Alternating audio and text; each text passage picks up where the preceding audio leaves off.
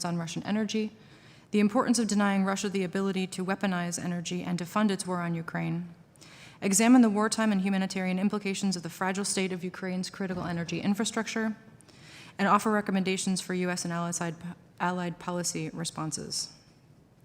Russia's full-scale invasion of Ukraine in 2022 exposed the dangers of the European Union's over-reliance on Russian oil and gas and sparked urgent debates about its need to diversify sources of energy, decarbonize its economies, while ensuring a just transition where all communities will benefit from reliable and affordable energy.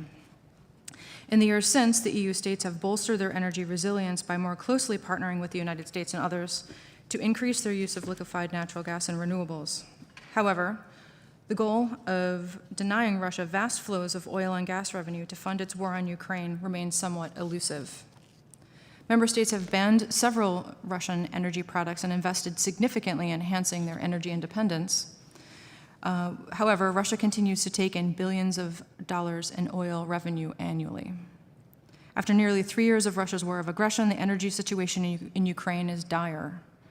Ukraine's ability to produce, store, and transmit power is severely impaired, with far-reaching implications for the Ukrainian war effort and potentially disastrous consequences for the Ukrainian people.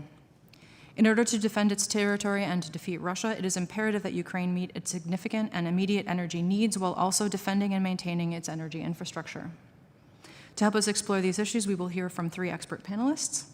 After brief introductions, they will have time to deliver remarks, and then we will have time for questions. Speaking first and on the geopolitics of European energy security, to include a nexus with China, is Dr. Anna Mikulska. Dr. Mikulska is a research staff member at Science and Technology Policy Institute.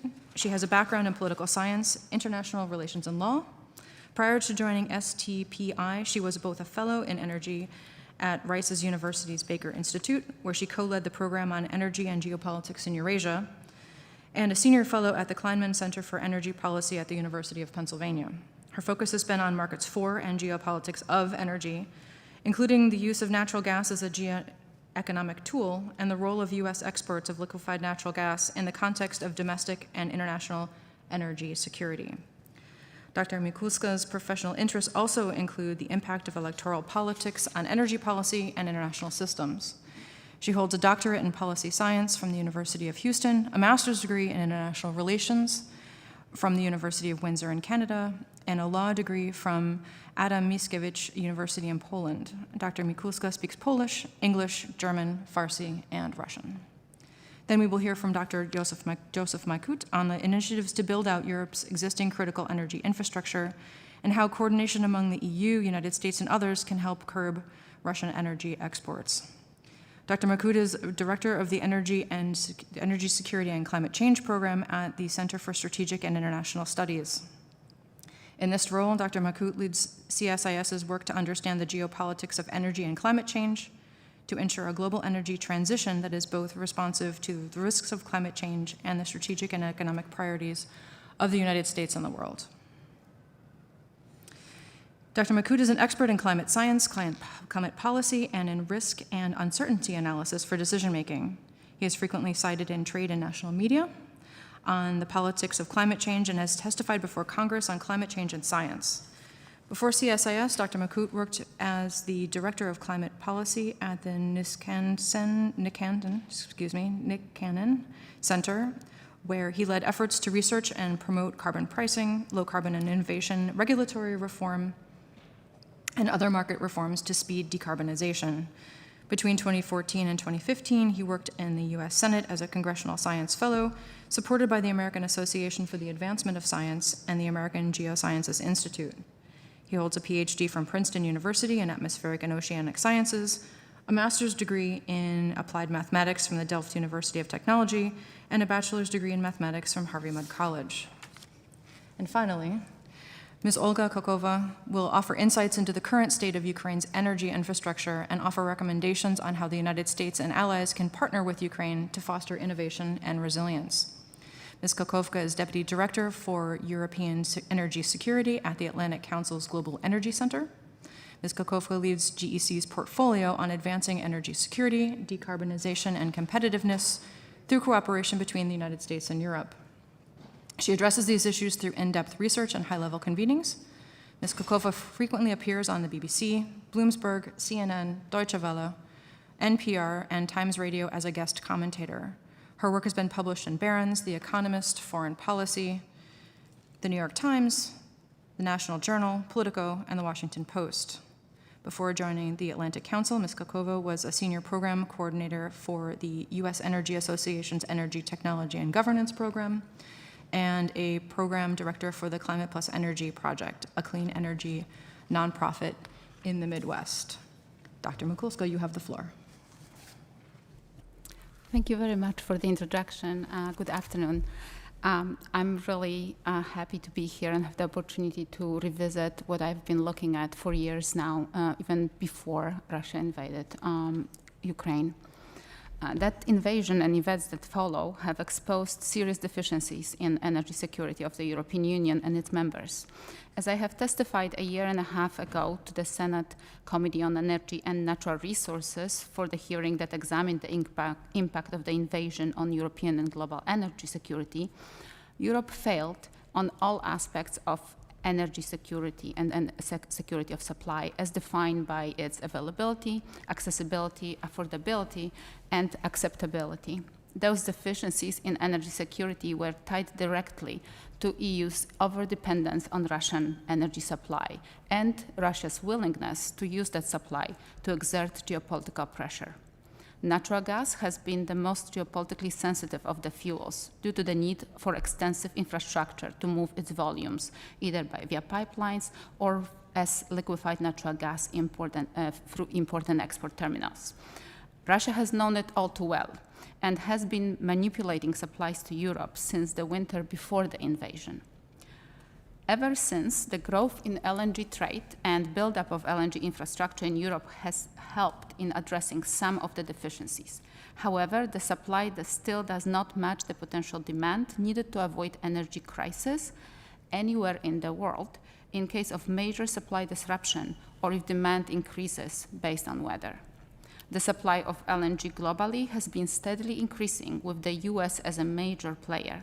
This is important since the US LNG volumes are flexible in terms of destination and that's how they can help balance global markets. With no destination clause, any buyer of US LNG can send the fuel anywhere in the world. Oftentimes, the supply goes to whoever can pay the highest price. Since the Russian invasion on Ukraine, Europe has been usually the highest bidder. High prices of energy in Europe have contributed to increase in energy efficiency and strong development of renewables. However, high prices have also contributed to inflationary pressure and decrease in industrial activity and investment. The latter is particularly true for hard-to-abate sectors, such as steel, cement, and glass manufacturing, or fertilizer industry, where natural gas is used.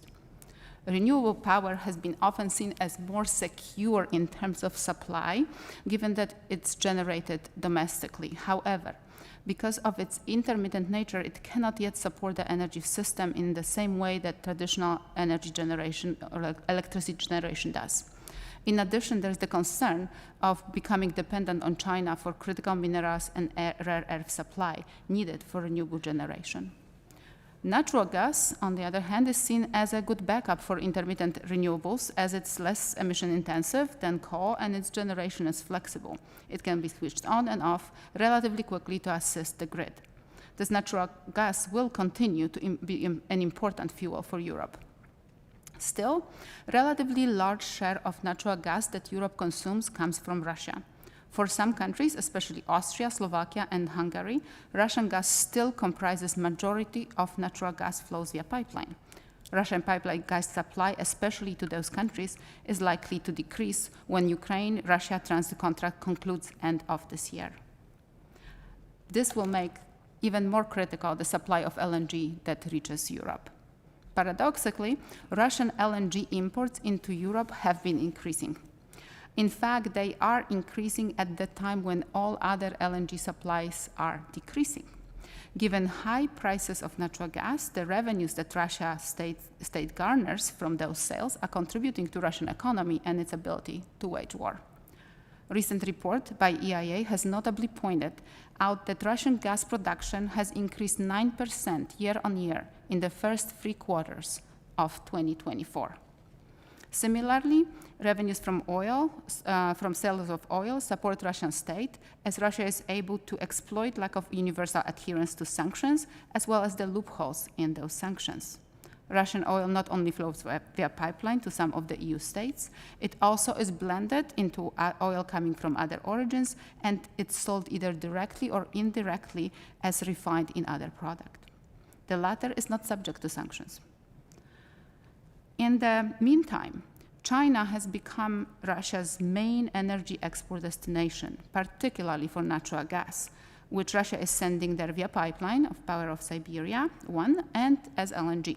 With lack of other markets, Russia is becoming dependent on China as a demand center. Those closer ties between Russia and China could become problematic in general, as well as with respect to energy flows. After all, both countries combine the powers of world's major fuel supplier and world's largest energy consumer. This creates potential for geopolitical interference. Thank you. Thank you so much. You have the floor. Thank you, everybody, for having us today. Pleasure to be here with my esteemed colleagues. Noting, of course, that these comments reflect my own opinions, not those of my employer. It's now well known the energy crisis, kicked off by Russia's invasion of Ukraine, reshaped global energy markets, and placed Europe on a new energy trajectory. There's 3 things I want to highlight for the group today that we've learned from that and are going to affect decision-making going forward. First, Europe managed the loss of Russian gas through a combination of LNG imports, demand reduction, and the acceleration of renewable energy. Oftentimes, we miss the latter 2 factors in that story from the United States perspective. Second, the financial and infrastructure challenges that transition brought still need resolution today. And finally, there remains to be the need for the U.S. to craft a long-term strategy to address Russia's role in global energy markets to achieve long-term, lasting support for Ukraine, as well as larger geopolitical aims. A lot of my comments today are based on a report that we published earlier this year. The title, Power Plays, Europe's Response to the Energy Crisis. It's in the materials we shared, and I brought 1 copy in case anybody's hyper interested. When Russia weaponized its energy exports following the invasion of Ukraine, Europe was forced into an unprecedented test of energy resilience. The scaling here actually matters. Russian fossil fuels made up 1/5 of the EU's energy consumption and quickly dwindled to just now 5% in a matter of a couple of years. That's a really large shock to what usually are relatively stiff systems. A critical part, as we just heard, and I think is becoming more and more well-known, was that Europe's survival strategy involved ramping up natural gas imports, particularly LNG from the United States. Between 2021 and 2022, European imports of U.S. LNG doubled, rising from about 30 to 70 billion cubic meters in each year, and most of that coming from Europe. And Europe is now also the primary market for U.S. LNG exports. So the integration is quite large on either side. Buying such large quantities of LNG from global markets required European buyers to pay high prices, peaking in summer 22, but those have now settled to about double pre-crisis levels. At the same time, Europe, I think, made significant strides in renewable energy. And wind and solar projects were expanded dramatically. There were changes to permitting regimes. And that demonstrated that energy transition really can support energy security for energy importing countries. While Europe already had significant renewable generation pre-crisis, the expansion, particularly in solar, deserves note. Renewable capacity also adds up year over year as well. For the 2 years of this energy crisis, Europe added about 3% of its generation needs in solar each year. As that capacity builds, that's expected to reduce the need for gas and coal and power generation going forward.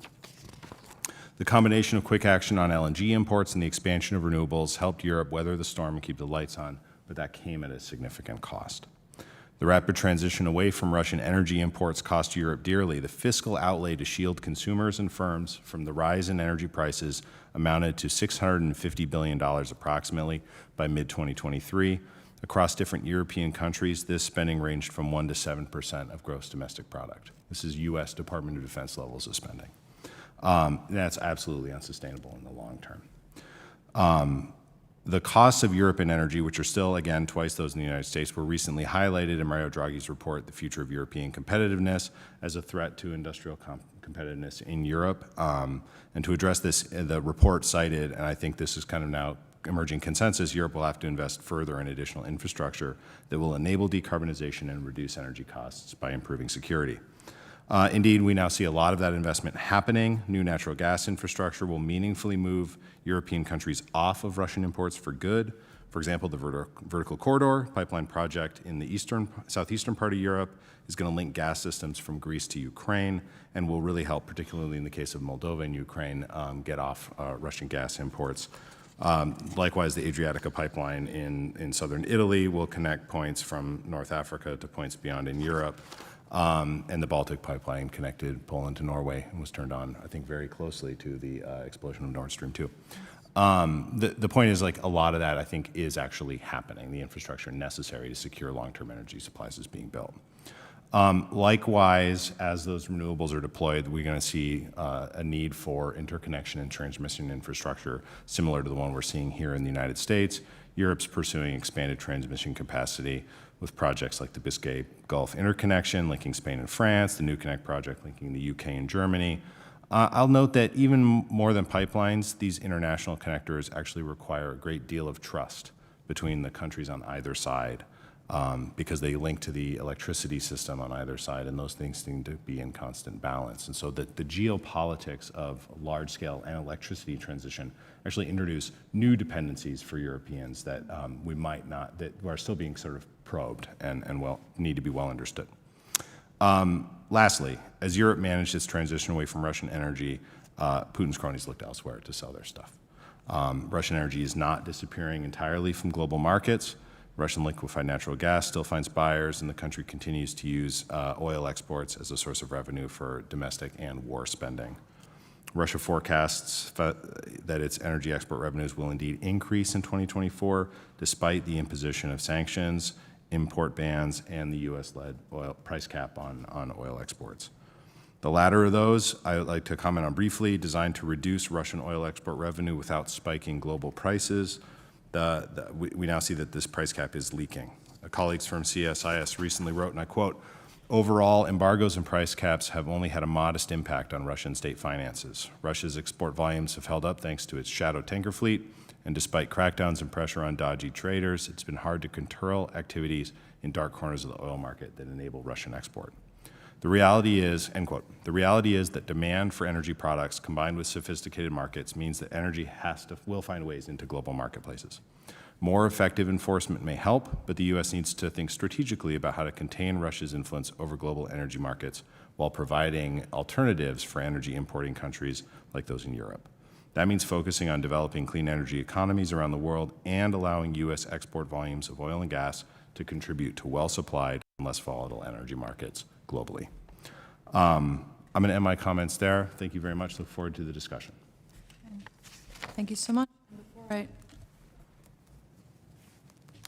Thank you so much. And before I pass the floor, I just want to do a little point of order. One, after we hear Ms. Kokoka's statement, then we will have a microphone available. We invite you to think of questions and take advantage of the fact that you were in the presence of experts who think about these very important and complex things all the time. I'll take a couple questions from the floor, and then we will revert to the panel. Hopefully we'll have a very strong exchange. And with that, I pass the floor. Thank you.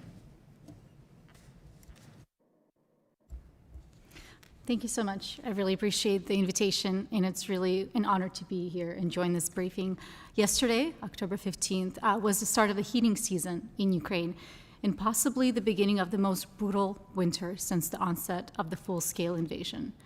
Ukraine could face a supply deficit that's equal to a third of its peak demand, following Russia's decimation of around 11 gigawatts of power. But with the right coordination and preparation across the transatlantic allies, this worst-case scenario can and must be avoided. Such actions are also essential for protecting and securing European energy security as well. Today also marks the 964th day of this horrific legal invasion. We're coming up to 1,000 days of this assault. Putin's failure to win the war on the battlefield has evolved into this heinous strategy of making Ukraine's bustling, thriving cities unlivable.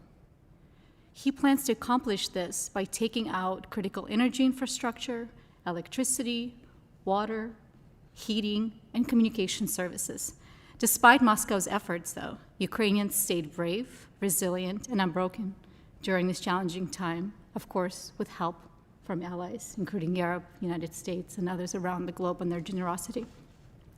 But 25 major attacks have been recorded over the 2 years, specifically on the energy sector.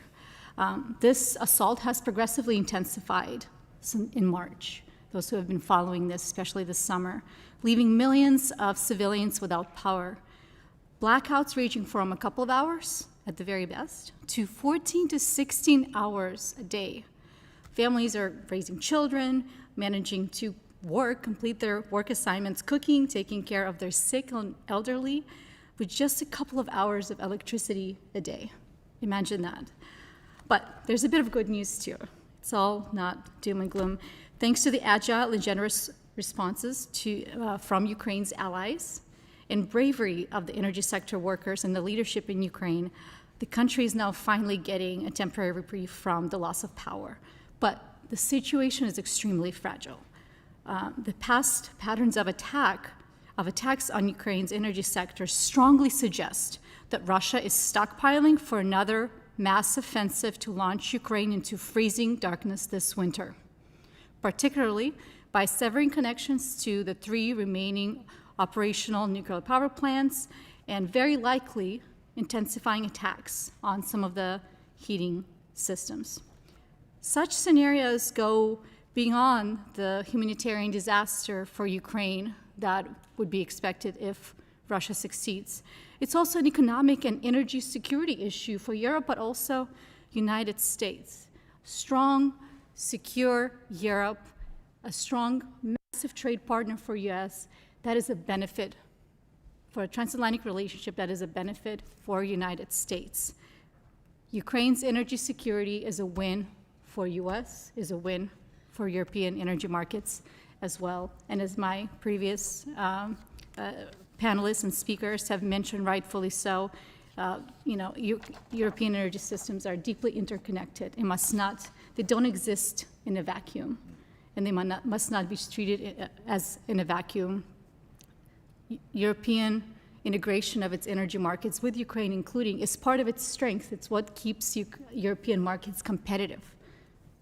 But that also means that we need to protect all aspects of European energy security, including Ukraine. Now, what makes this situation particularly challenging are a couple of external factors that could put further pressure and additional demand on the system. For example, cold snaps, really severe winter, potential technical issues and outages, the insufficient maintenance that did not take place, that should have taken place because Russia has destroyed so much of the infrastructure, regular maintenance could not happen. That could also exacerbate the problems. And of course, the risks of cybersecurity attacks, not just for Ukraine, but Europe and United States as well. For Ukraine, the frequency of those cybersecurity attacks have tripled since the beginning of the full-scale invasion. But again, some serious, horrific situation, but some good news and hope. Together with allies, Ukraine can prepare for Russia's malign actions. We know what to expect, and also some of these additional external scenarios that are really hard to control, or we have absolutely no control over in terms of the extreme weather events that are on the horizon that could impact the demand. I'm going to outline just a couple of specific opportunities because, yes, I wanted to present how dire the situation is. I also wanted to showcase how Ukraine was able to maintain its energy production, even in this horrific environment, but also being realistic about what's on the horizon. And here are a couple of suggested action items that can ensure that Ukraine survives this winter and thrives, not just this winter, but in the long term. So kind of in the first broader category, just thinking through protection of the remaining infrastructure, the most efficient way to protect the energy sector is preventing the damage in the first place. Providing Ukraine with sufficient air defense to protect remaining critical infrastructure, such as the 3 nuclear power plants and the networks that are interconnected that are near these power plants, would save billions of dollars of reconstruction, rebuilding, and other costs down the road. This is the baseline. Ukraine has also demonstrated incredible innovation in fortification and concealment of smaller scale components of the energy system, hard shell defense for smaller infrastructure, something that's not possible for the really large centralized power plants. Scaling this type of smaller protection is also really important, and with the help of allies, Ukraine can do this across multiple parts of the system. The decentralization of Ukraine's energy system is another key pillar and another pathway for Ukraine to create a resilient strategy to protect its energy sector. How so? So distributed energy systems are much more challenging to destroy for Russia or other malign players versus something that's more centralized. Advancing decentralization at scale will require public-private partnerships, which can be enabled through de-risking mechanisms. DFC can play a key role, and they have played a key role in providing some of those very creative mechanisms. They have contributed significant amounts of money. But again, thinking through on how to drive additional private sector investments, showcasing and supporting specific projects to showcase that there's a way to do this, even in this challenging environment in Ukraine. There's a way to mitigate risk, to work with partners, to be creative. Ukraine is not a monolith. Certain projects closer to the front lines carry higher risks versus in some other parts. And again, protection from cybersecurity attacks, extremely important. It's vital, just as vital as kinetic defense. Allies should support Ukraine in its already very successful efforts, incredible rate of success in reinforcing what I call the cybersecurity shield, if you would. Now, talking through on how to make sure that the right deliveries get to Ukraine on time. One of the issues is funding, unfortunately. It remains key. But Ukraine's Energy Support Fund has been successfully run by the Energy Community Secretariat and has been an exceptionally effective way to garner and channel funding for meeting the most urgent needs in Ukraine's energy sector, procuring equipment as well as spare parts, technical items, different fuels needed to repair infrastructure and maintain heat supply in Ukraine. The fund has received some additional funding from Germany, from the EU, so it's really important that this fund continues to stay full, so that way, especially ahead of this winter, that there's sufficient money there to ensure that procurement can continue smoothly and it doesn't become depleted when Ukraine needs access to this money to repair, replenish, and procure the right parts for its energy system. Moreover, Ukraine and its allies achieved significant progress on expediting the right equipment deliveries to the right locations across Ukraine. Those of you, I'm sure all of you have seen Ukraine on the map. It's huge, and making sure that the right communities get the right parts that are, have unique specs is really, really important as quickly as possible. By building out relationships with communities on the front lines, especially donors in different countries or multilateral donors can better understand the unique needs of the different communities in Ukraine. For example, this combined heat and power units, getting them to the right locations as quickly as possible, making sure there's reliable backup options, including liquefied petroleum gas, LPG heaters, wood stoves, and other solutions. There has been progress made, and this has expedited how quickly deliveries come to Ukraine to the right places, but there's still room to grow. And then finally, repairing, rebuilding, and replacing equipment. So ramping up production of critical energy equipment in Europe and United States would create a much-needed strategic reserve of crucial system equipment. So thinking through it in a more holistic way, not just for Ukraine, but for all of the transatlantic energy systems. This will address a broader transatlantic strategy component shortage on our hands today that we're facing, not just in Ukraine, but in Europe, in the United States. One example, Ukrenergo, Ukraine's energy system operator, is making good progress in accumulating a stock repair equipment. So they're accumulated 3 times of what's usually needed. But these are unprecedented times. 3 times might not even be enough. So really going on the extremes and preparing for the worst. Another strategy is optimizing exports from Europe. Optimizing electricity imports from Europe, which will, of course, reduce the need and the pressure to produce more energy at home. Before the full-scale invasion, even at times during the last couple of 2 years and a half, Ukraine has securely exported power to neighboring European nations. Incredible, in the midst of the war. Now imports from Europe will play a crucial role in keeping the lights on, anticipating about 1.7 gigawatts of electricity to be imported from Europe by Ukraine in the near future. Expanding this interconnections with Europe, and especially Moldova, and securing also Moldova's energy system because of how closely it's intertwined, a very key strategy here. And I spoke a little bit about risking investments, so just kind of driving that point home. Again, finding ways to encourage private sector engagement in Ukraine. I'll give you one example. Ukraine has massive gas storage capacity, and it has been utilized by traders even during the full-scale invasion without any kind of de-risking or insurance. But Russia noticed that and attacked these facilities. To none of their success, they kept the gas flowing, safe. They were able to deliver the gas. But Russia did this to discourage Europe and European traders from storing their gas in Ukraine's vast natural gas facilities into the future.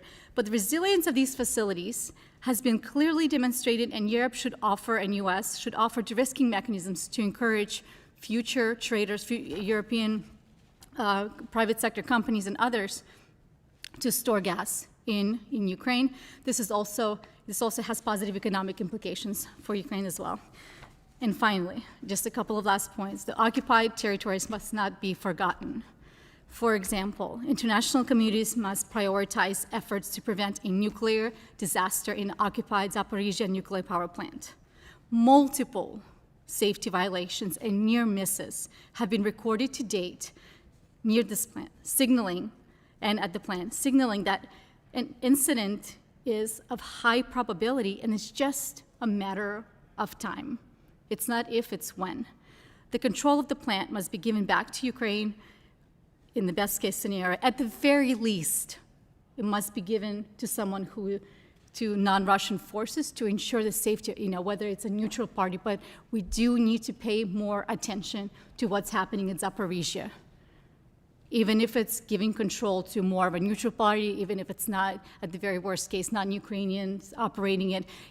With Russians operating it and occupying it, we're just watching a slow motion of a disaster on the horizon. And to finish a bit of a more, positive note, look, Ukraine is in a challenging situation right now, but it must not be viewed as a victim. It should be viewed as a partner in Europe, a partner who can help Europe build a low-carbon, resilient, secure energy system. The country is a source of best practices for resilience and recovery, decentralization, and cybersecurity defense. And as Europe and US face, unique challenges at home that are, of course, different from what's going on in Ukraine, but seeing what's happening with the hurricanes and other threats to the energy system, even cybersecurity threats, there are a lot of similarities. We can take those skills and we can take best practices and utilize those skills. This will be extremely helpful. We're at an inflection point right now about Ukraine's energy future, and we know what the risks are. Russia has shown its true colors, its face, what it's capable of.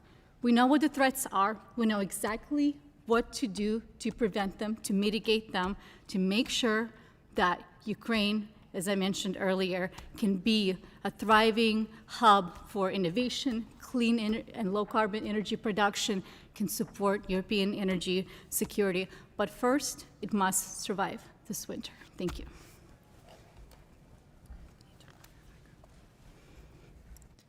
Thank you. Thank you to each of our panelists. There's been some reports that have additionally been mentioned in some of the comments. Those will be posted to our website with the testimonies that you've given shortly, so everyone can be able to follow along and be able to look up that additional information. We heard we're going to have a staff person here with a microphone, so if you would like to prepare your questions, someone will be right. Thank you so much. Someone will be right with you. We heard a lot about the costs and interconnectivity and the dire condition under which Ukrainians are living, but also the 2 times the energy costs that our European friends and allies are living with, and the real geopolitical crisis that Russia's full-scale invasion has precipitated, exposing all these weaknesses in Europe's over-reliance on gas and how to move to not only a more sustainable future, but certainly a one that is less invested in helping Russia to fund its war against Ukraine. With that, I pause a minute and then I'll turn it to the floor. So if anybody would like to take questions, we'll probably get 1 or 2, and then we can turn it back to our panelists for some discussion. Please. Yes, he's bringing it over. Please, I'll turn off the microphone here. Look at this. This is great. All right, look at that. No, I feel very improvised. Yeah, I'm Paul Massaro. I'm the staff director of the Helsinki Commission. My question's for Dr. Mashkoud. Sorry, but last name it's wrong. But you mentioned the U.S. sanctions and I guess really the coalition sanctions on Russian energy. We've tried to run these to ground on multiple occasions, trying to understand sort of what's happened here because, certainly by the metrics, they seem to have essentially failed. I mean, if our mission was to bankrupt Russia, we haven't. But by any stretch of the imagination, we haven't. And I guess the question is the design flawed? Was it not going to happen to begin with? There's been this thinking of, well, we're trying to get Russia actually to sell as much as possible at the lowest price possible, and we're going to.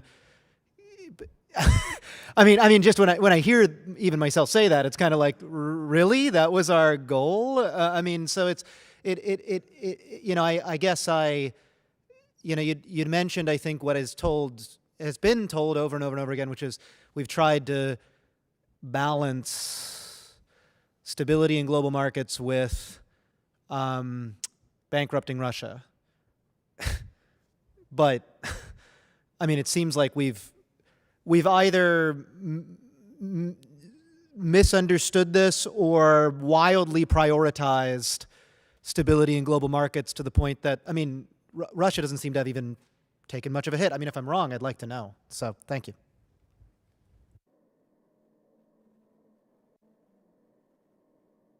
Yeah,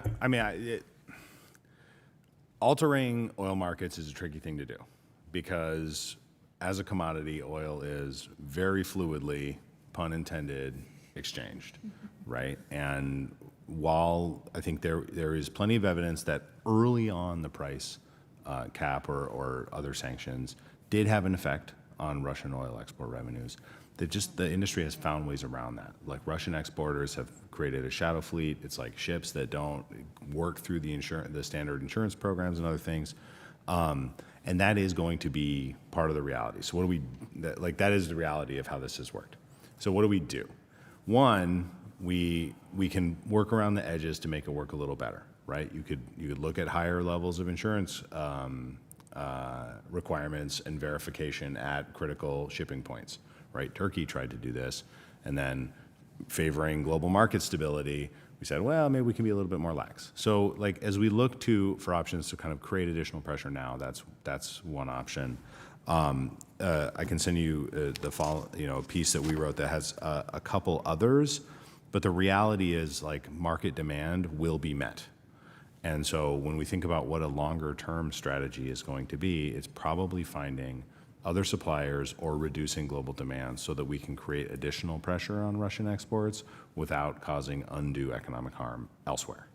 And that's why fluid U.S. oil exports are helpful. If OPEC or Saudi Arabia decides to increase supply, that would actually like potentially reduce prices and cause trouble for Russia's war economy. But it really, at some point we need to have some sort of view on what we want the global supply balance to look like and how we're going to manage that over the long term. Please do. And if you'd kindly state your name and your affiliation before you speak. Thank you. Thank you all for sharing your expertise today. My name is Isabella Baker. I'm with the CSCE. A few other countries have been mentioned in this discussion, Moldova particularly, Turkey more recently. I'm curious what efforts have been made or what efforts can be facilitated as to regional energy security in the Black Sea region, in Ukrainian's neighborhood.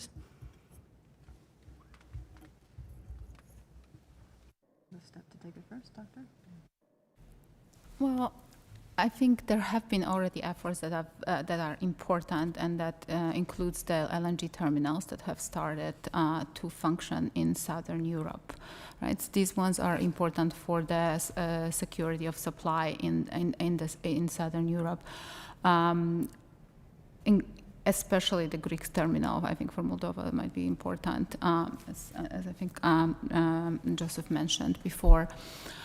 For Turkey, it's a little bit more complicated. I don't think Turkey has an issue with security of supply. In fact, it's been developing a system within which it becomes almost a place where the supply ends up being delivered and then distributed, sort of a hub, and that includes supply from Russia. Right, so there has been a recent even announcement that potentially Boltas, the Turkish state company, will start mixing its oil, have a new blend, Turkish blend, which will include up to 40% of Gazprom's of Russian.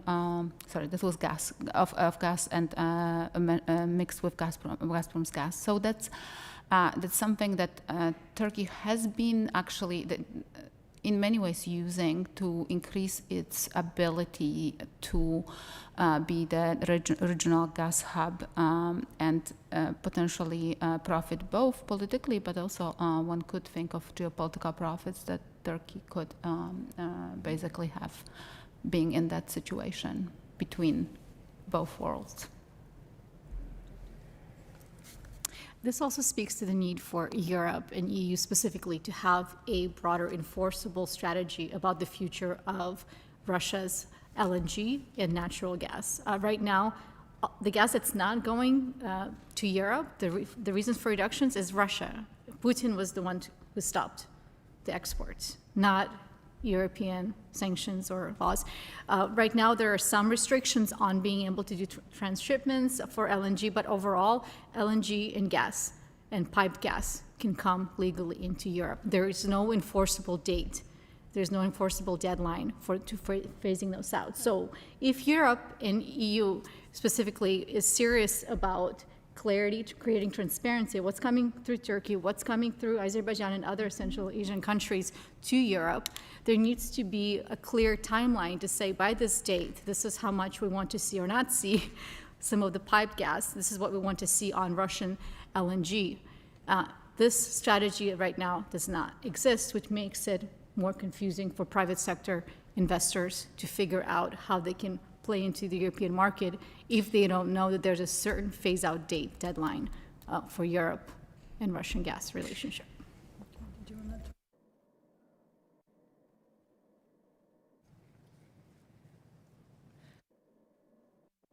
Perhaps I can use my privileged position as the moderator to ask a question or two myself.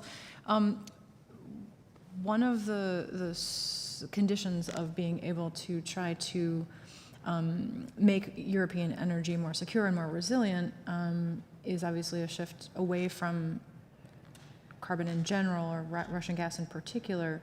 But one of the things that you mentioned, Ms. Kakovka, is the decentralization and kind of hubs and smaller systems, making the system itself by design, infrastructurally speaking, more resilient.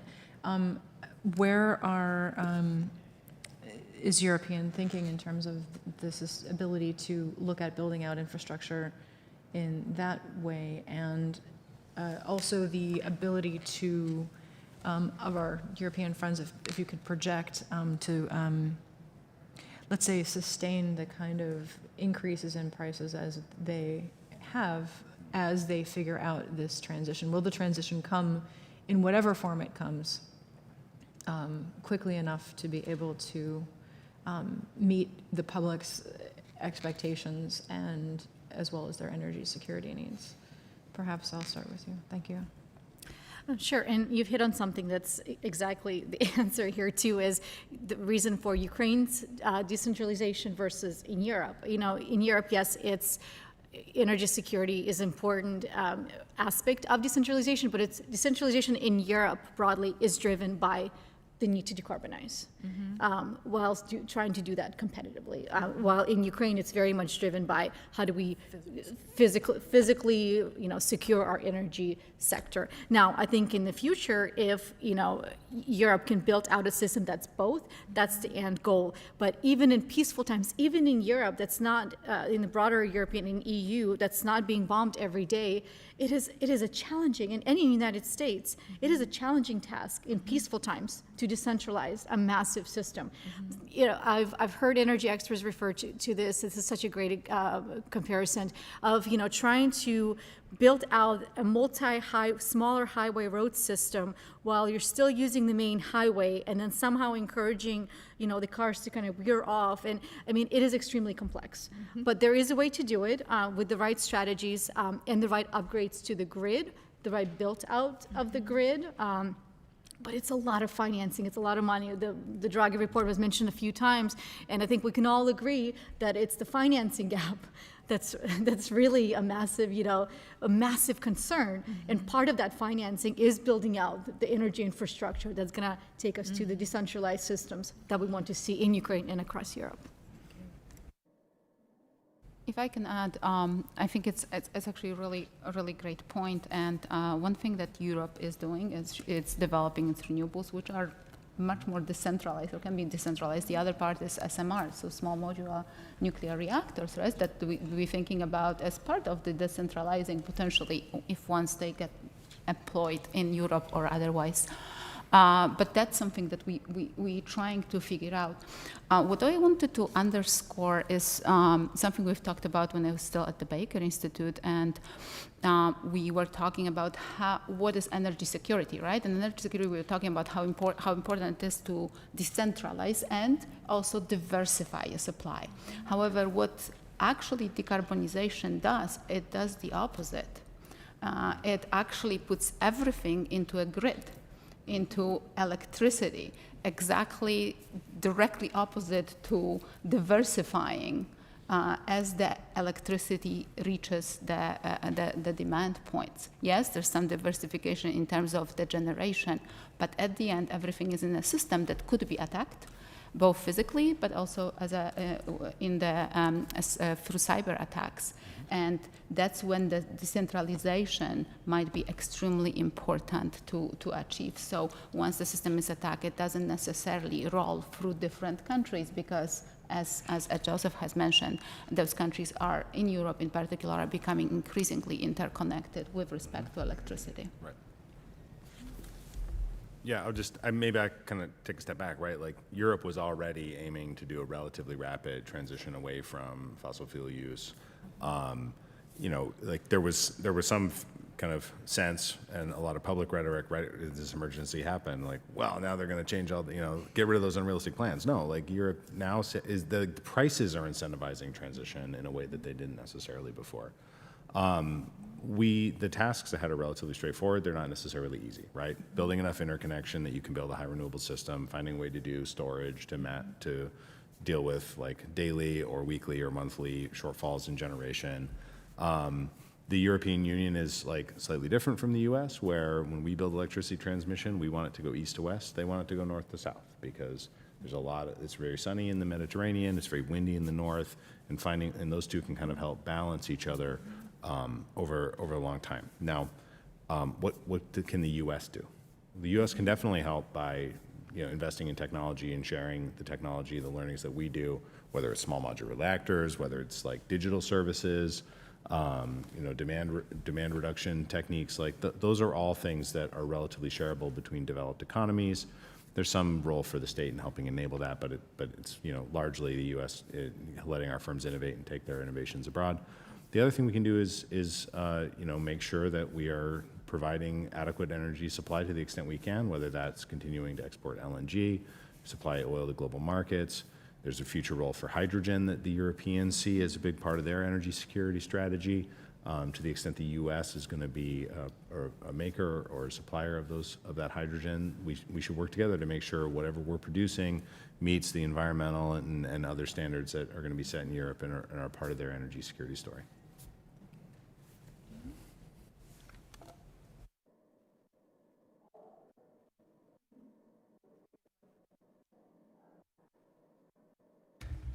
I don't mean to hog the mic. I just, you said the magic words, the magic letters, which is SMRs. So I'm just wondering.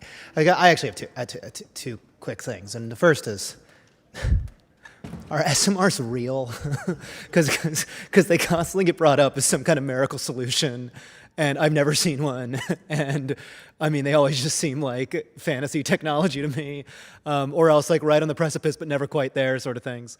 And then the second thing, I guess, because we were talking about the decarbonization thing, I sort of take exception with the idea that Europe they were saying they were decarbonizing, sure. But I mean, Germany shut down its nuclear power plants. I mean, nuclear is like zero carbon technology. The idea here was to buy a huge amount of cheap Russian gas, to basically run the system off purchasing from corrupt gas from Russia, and when that was no longer an option, they went back to coal. Lignite. I mean, these aren't exactly like low carbon, fuels. So I mean, I guess it's confusing to me to hear like, oh, they're heading this way, or they were doing it anyway, or something like this, but. Because to me, it's like, actually, if they were serious about this, they would have been investing in nuclear a long time ago, when the only one that did was France, which did it not out of decarbonization reasons, but out of energy independence, great France sort of reasons, which, were different than all this other kind of stuff. So, I mean, is Germany now going to re-embrace nuclearization? Is nuclear going to come back? Or, because, I mean, you make that face, but I mean, are we serious about this or not? I mean, there just feels like this almost like foundational silliness to this, that we've got the Greens in government burning lignite and coal. Well, there's a lot there. Does someone want to start with? Since I mentioned the Please. SMRs, Honestly, I'll go ahead. We're delighted you did. Please. I think there is something to it, although yes, indeed the SMRs are kind of still always like one step behind of what we are hoping. I believe there is one SMR working or close to working in China. So there. Again, please do not quote me on this, but there are there is some movement, right, on the horizon, I believe. However, when it comes to the clean energy, decarbonization of energy in Europe, I think there is a lot to it, and particularly in Germany, I think there was this kind of idea, well, let's run on cheap Russian gas until we can actually really decarbonize through renewables based on some type of technological breakthrough that we're gonna have. For sure, we're gonna have, right? But until then, let's run it directly from Russia under the Baltic Sea, and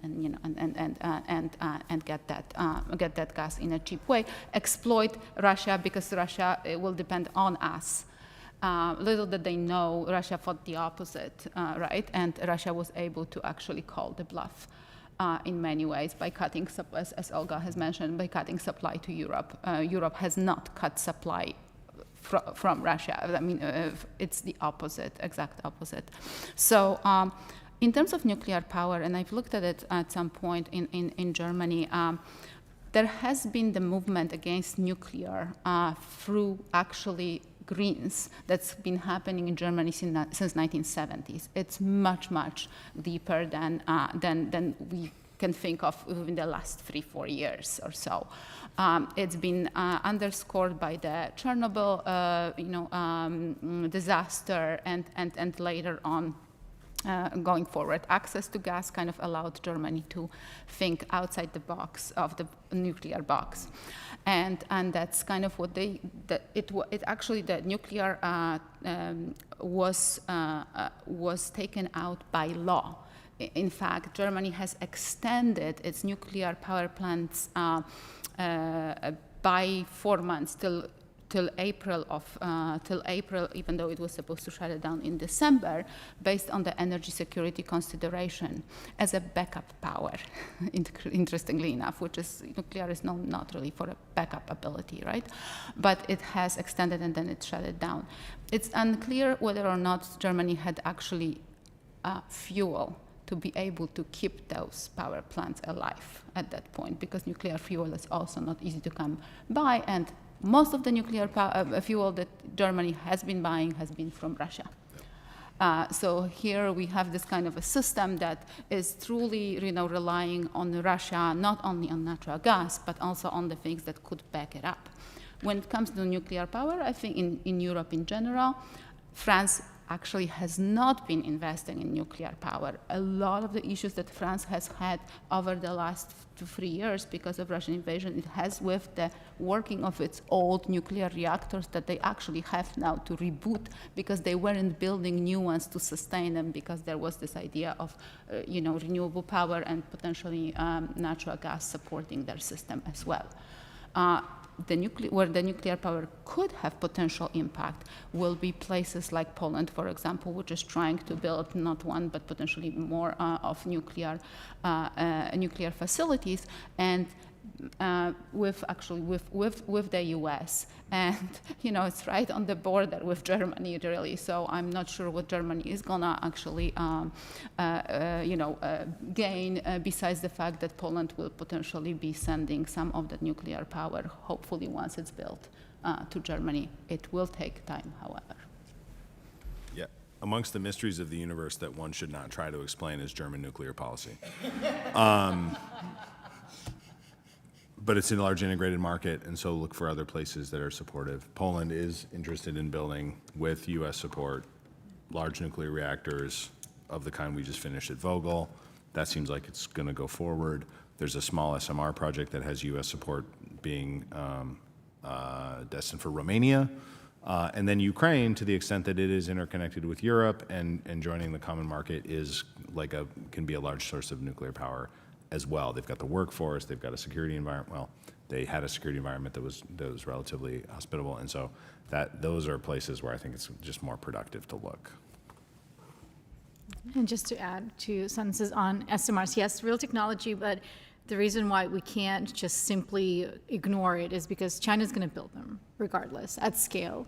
So the question is this another race that we're willing to, another tech race that we're willing to lose to China if we don't step on the gas and think through a way to do this in a way where it's all about how to do this cost competitively in a way where it's not just, one-off react. Yeah, the first ones are going to be complex. There's going to be setbacks.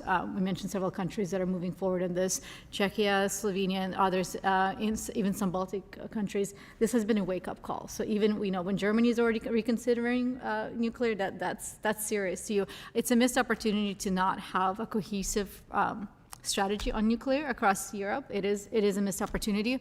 However, it will be extremely important to then, once new technologies like SMRs, like 1 or 2, get built, that there is a cohesive regulatory environment that makes it easier, so you don't have to go through the hoops of certifying, in multiple member states, and that's going absolutely to be key. The policy is usually not the technology. It's often the issue that ends up killing some of the technologies at the end, unfortunately. And actually, part of the SMR is Russia also is developing its own SMRs, and they are close. In addition, most of the fuel that actually would fuel SMR would come from Russia. So there is a point of developing alternative SMR fuels supply centers, because we probably should not be in the same situation that Europe found itself when Russia invaded Ukraine.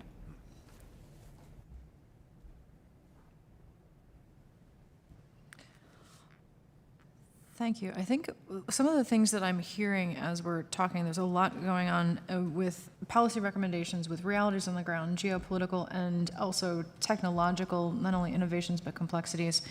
I'm hearing that this war of aggression is heightening an awareness of interconnectivity, not only within Europe but across Europe, and certainly drawing in the United States in terms of our ability to be part of the solution with innovation, with business possibilities, investments, with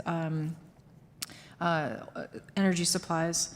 But I'm hearing also that as we work forward on this nearly 3 years in, and certainly in 2014, after the purported annexation of Crimea, we're still lacking really cohesive, longer-term strategies as the community writ large, and we're still grappling very mightily with this.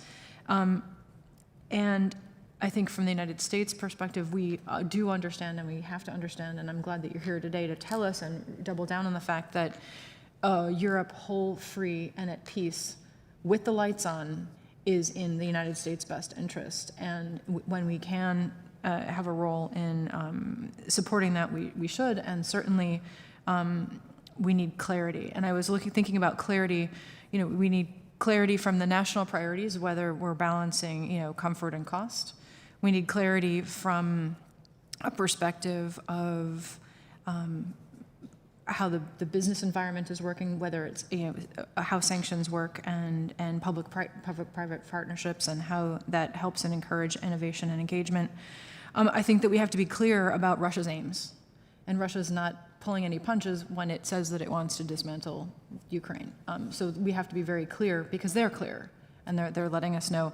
And I think also it would be remiss if I didn't bring it back to the clarity of the righteousness of the Ukrainian position of self-defense and to try not to be completely dismantled and taken over by its neighbor. And it is fighting right now, not only for its existence, but also trying to also, again, you said partnership with Europe and allies, and we need to energy security. It comes to the root of some of this geopolitical fundamental questions about how we live and work and exist together in a community of nations that respects rule of law and wants to do business and wants to innovate and wants to look forward to the future. So on those couple of points of clarity, I offer it perhaps back to, maybe we'll go in reverse order. Can I offer the floor back to you for final thoughts and reflections before we close today? Final point, we need to get off our back foot and be constantly on offense.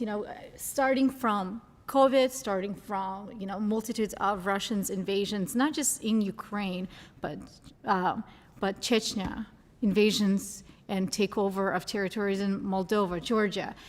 We have been on our back foot. We have been reacting, responding to threats from malign players such as Russia, in cases sometimes China. We, responding to global events such as COVID, which was really extremely impossible to predict. So we need to look ahead and ask ourselves, how do we develop a proactive strategy? And instead of letting people like Putin drive the energy security policy in Europe, for the United States, for Ukraine, how do we drive a vision that we want? We have the tools, we have the capabilities, we have the innovations, we have the resources. The question is, do we have the political will? Thank you for having us today. I think I'll just remind everyone that the sort of the transition we saw in Europe was multifaceted. I think that's just important to remember. There's things we can learn from it in terms of the speed of permitting, allowing both necessary infrastructure to be built really quickly, but over a long time to reduce costs, and it's important to remember that the U.S. now plays this sort of vital global energy security role that was super helpful in the case of Europe, and we don't really know what crisis lies around the corner, but maintaining our ability to do that was clearly helpful in this case, and I think will be in the future as well. I think for me, the whole lesson from what we went through since the world has gone through, since the invasion of Russia on Ukraine, is that energy security is important.